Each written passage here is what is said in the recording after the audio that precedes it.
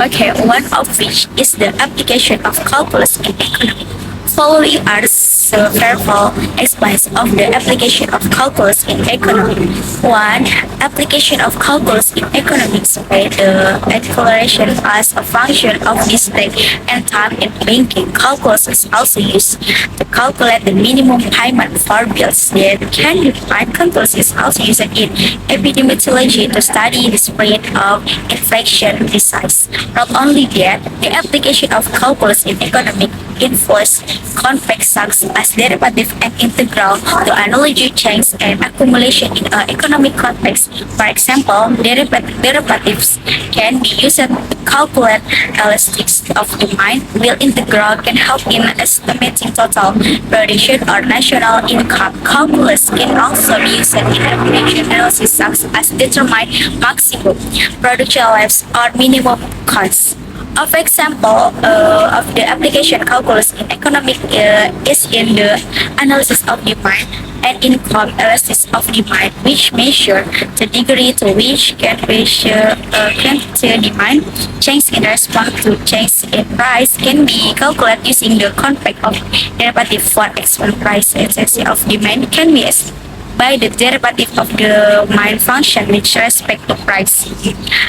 Additionally, to analogy total review integrals can be used. The marginal review card can be taken as integral get total review and provide insight into total review generated by particular level of production or sales.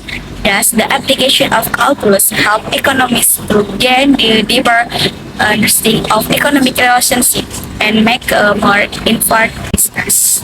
So the next is real application of calculus in physics. In physics, calculus serves as a fundamental tool for elucidating various concepts and phenomena. Several common applications of calculus in physics include both differentiation and integration. For instance, the first is motion and kinematics. Differential calculus is employed to compute velocity and acceleration, while integration is utilized to determine displacement and trajectories. The second one is Newton's laws. Differential equations are used to formulate Newton's laws of motion and problems related to force. The third is energy and power.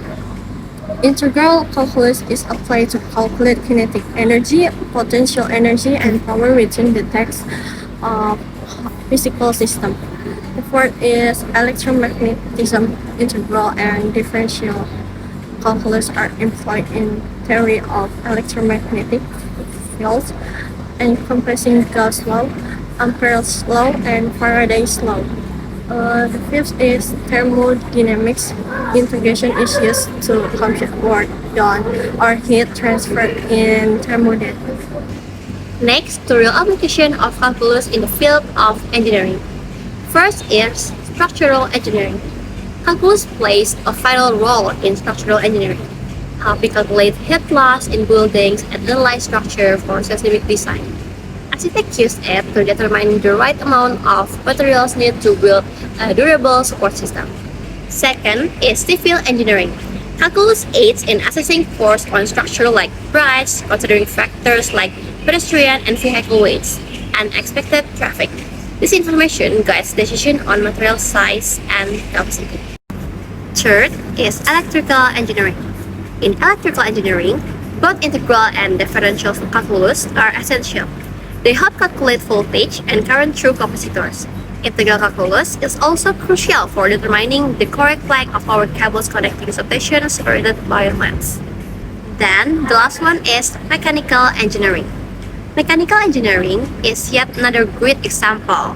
The pump used for filling an overhead tank, gardening tools, cars, motorcycle, robots, and many household appliances are designed using the principle of calculus.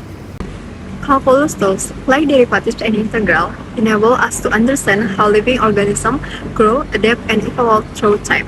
1. Population growth models calculus can be used to model the growth rate of a population of organisms.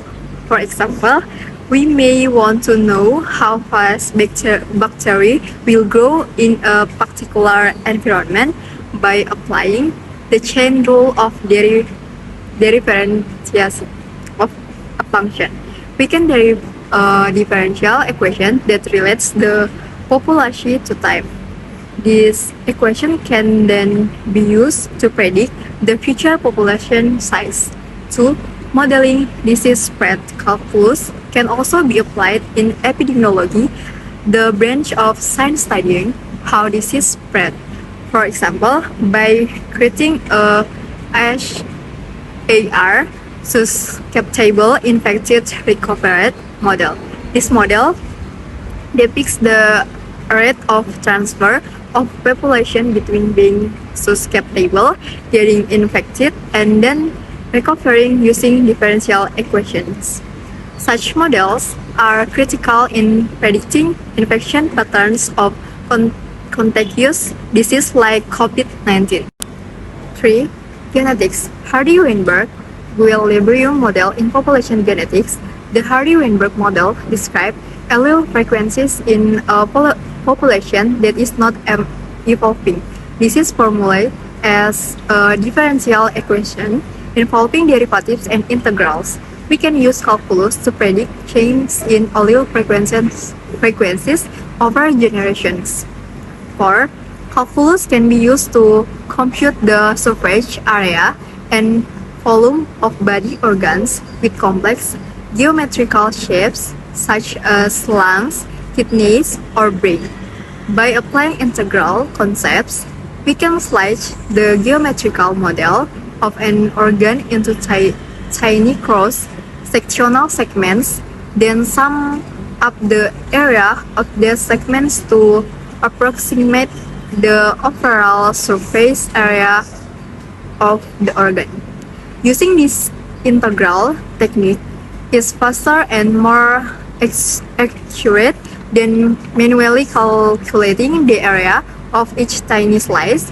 The smaller and more numerous the slice, the closer the compute result to the true surface area. So first, I'm going to talk about the application of calculus in real life in the field of computer science. I think in this era, everyone have handphone to connect with people using social media, such as Instagram, Facebook, TikTok, and etc.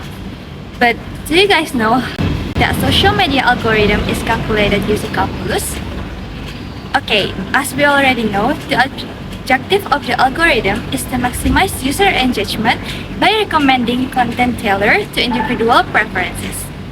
For optimization algorithm, there are many ways to optimizing it using calculus. Here are some of it. The first one is derivative. Derivatives represent the rate of change of a function at a given point. Algorithms use derivatives to identify critical points and determine the direction in which to adjust parameters for optimization using maximum and minimum from the derivative. The second one is gradient. Gradient vector of partial derivative providing the direction of the steepest ascent in a multidimensional space. The gradient is used to move toward the minimum or maximum of a function. Gradient descent, for example, iteratively adjusts parameters in the direction opposite to the gradient. The third one is second derivative. Second derivative helps determine the concavity of a function at a critical point.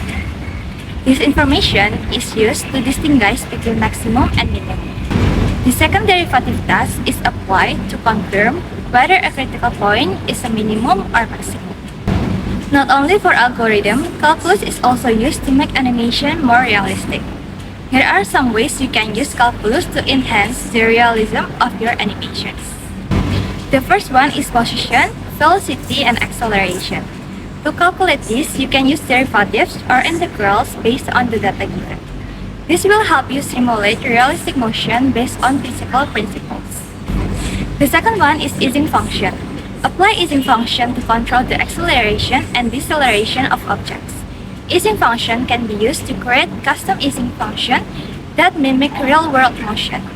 To calculate this, you can also use integrals.